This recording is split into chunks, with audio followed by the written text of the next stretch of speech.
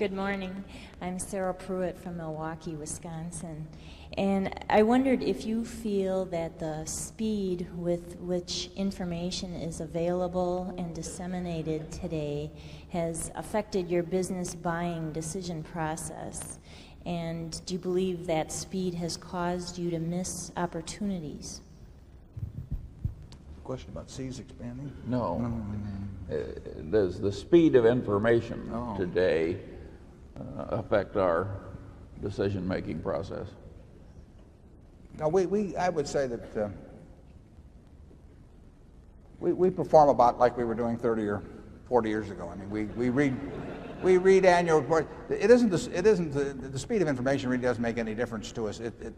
It's the processing and finally coming to some judgment that actually has some utility. That is, that it's a judgment about the price of a business or a part of a business, of security, versus what it's essentially worth, and none of that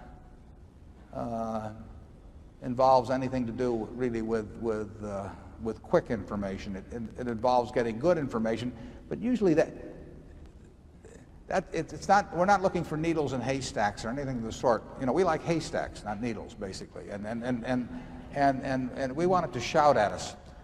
And I would say that well, virtually everything we've done has been reading public reports and then maybe asking questions around to ascertain trade positions or product strengths or something of that sort.